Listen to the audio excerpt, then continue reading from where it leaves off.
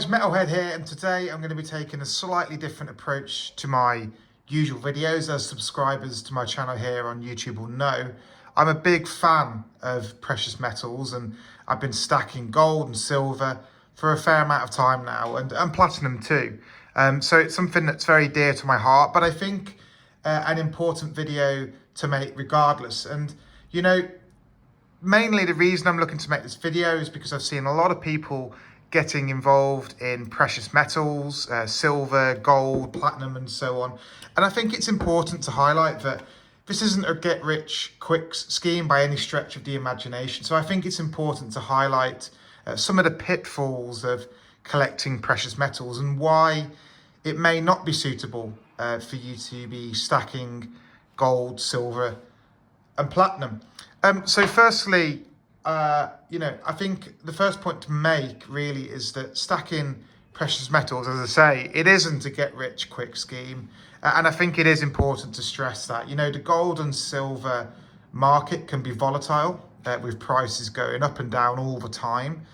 For example, during the initial COVID downturn of around March 2020-ish, the silver price actually was slashed by around 30% at certain points, which, if you were buying silver to make a quick buck, would have been a bit of a disaster, and you may have needed to get out of silver if you'd have perhaps overstretched, or you may not have been able to deal with that volatility that you can see within the commodity markets. Having said that, it did do very well coming out of that downturn, and actually almost doubled from that point onwards. But the point remains that, the volatility that you can see on the price of precious metals, gold, silver, platinum, whatever it may be, can be quite extreme, and certainly relative to other assets that you could invest in. So my point here is that a reason why you should maybe think twice about stacking gold and silver is that, if you're not comfortable with that volatility and that valuation movement from day to day, week to week, month to month, it may not be suitable for you to invest and stack precious metals.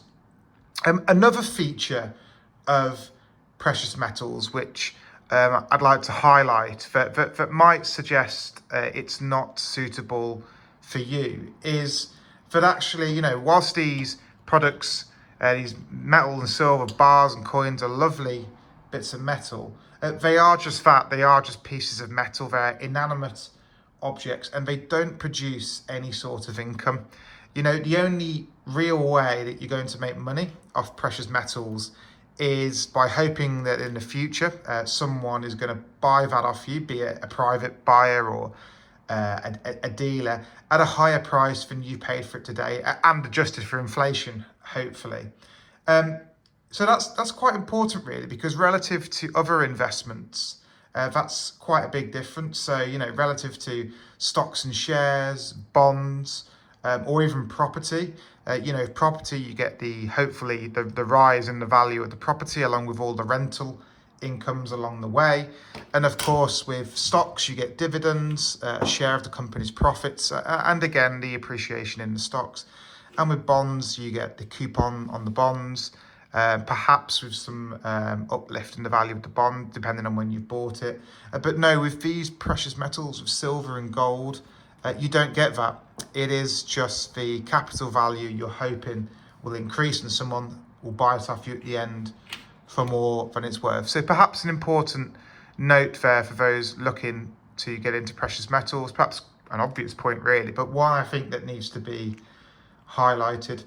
Another point to raise is on what I like to call counterparty risk.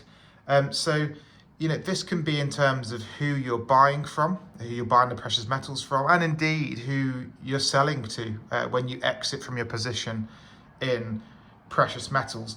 And the risk is here really, whoever you're buying from or selling to, it's if they don't follow through with what they are actually saying they're going to do by perhaps not delivering the metal, or claiming they haven't received delivery of the metal that you're sending to them, or even sending you fake bullion, or on the sell side, I noticed some eBay scams where you'll send someone a piece of gold, for example, which is around £1,500, They'll receive the gold and then say, you know, it was a fake, and then send you a fake version back. And then from what I've seen, there's not much that can be done from a seller's point of view to protect against that, other than obviously, you know, doing your due diligence over your buyers, and making sure you block certain buyers, and just following your kind of intuition on who you're selling to and where it's going, and so on. But that is a real risk to consider. And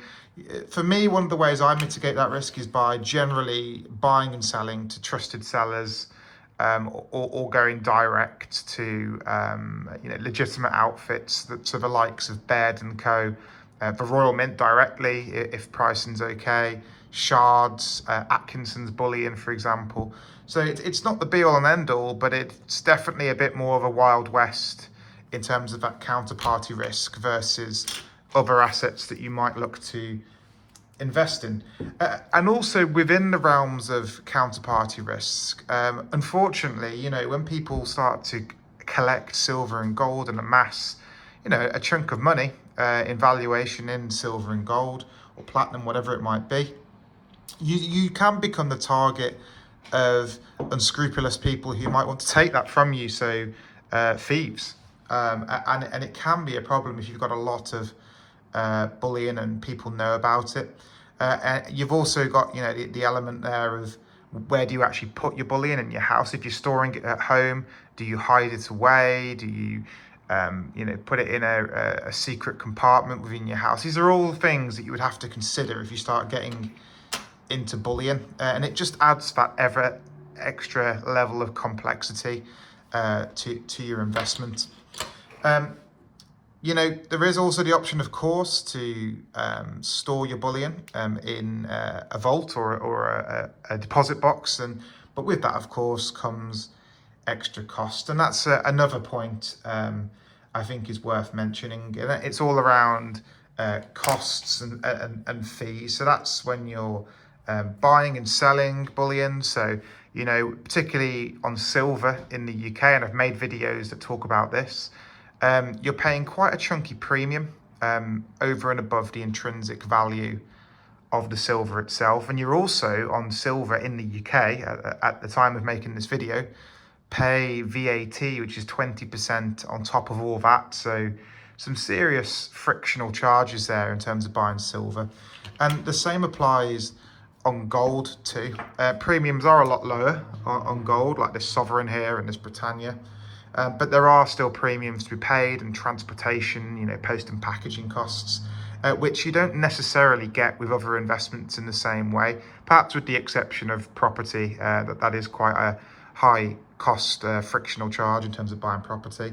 But either way, you know, it's something that should be considered really, because, you know, it's okay seeing this coin here for £1,500, but that doesn't include any postage and packaging, or any tax that might be incurred, particularly on silver, as I say.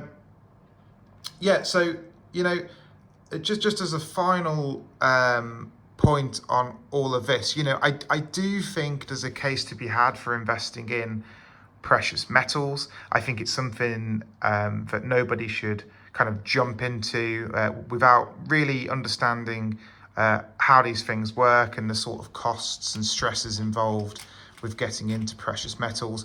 Personally, I love gold and silver and platinum. I've been doing this for a long time, and I'm not going to stop anytime soon.